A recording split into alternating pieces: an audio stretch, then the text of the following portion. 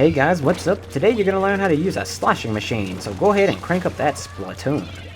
The first thing you want to do is take off whatever gear you were memeing with and put on some ink saver mains.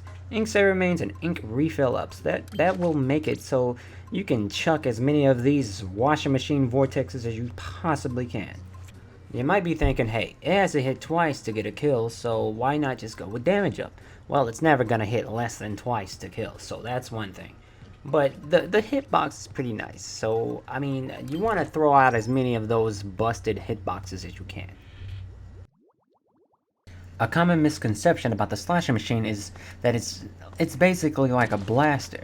Well, I main a blaster, and a sloshing machine is nothing like a blaster. It's sort of like a slosher, but when I switched from sloshing machine thinking I would have all the knowledge and know-how to use a slosher after I've used a sloshing machine, I didn't do as hot as I thought I would.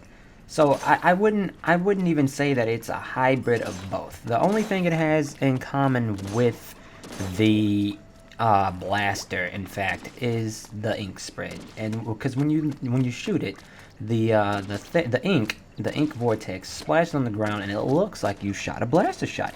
But the hitboxes are nowhere near similar.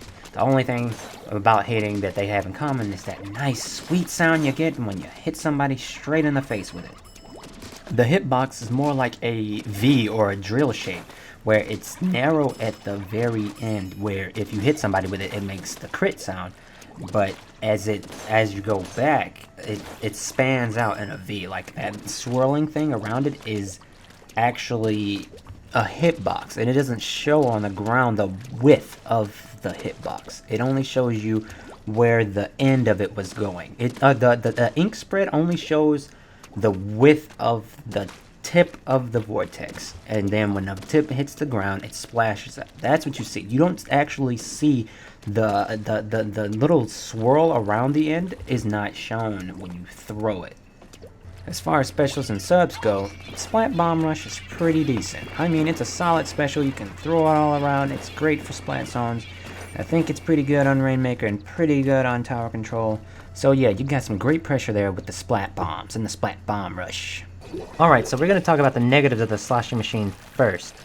The quickest way to get bodied with a sloshing machine is to engage in close range combat when they are aware that you're there. You're going to get bodied, so don't do that.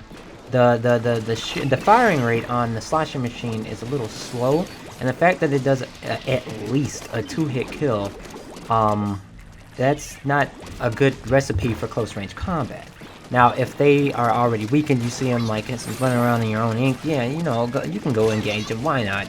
But the best thing is always to have some sort of obstacle or something between you and your opponent. That's the easiest way to get those splats, is just to have an obstacle between you and your opponent. Another negative is the ink spread is not that great. If you're going to be covering turf, you're probably going to be using your bomb rush to do that, but you know, you can just use your bomb rush to kill people. Try to use the sloshing machine to get from point A to point B, and then you can, if you don't have ink control, I mean, you can try to gain ink control with the sloshing machine, but I don't think that it shouldn't be your first priority.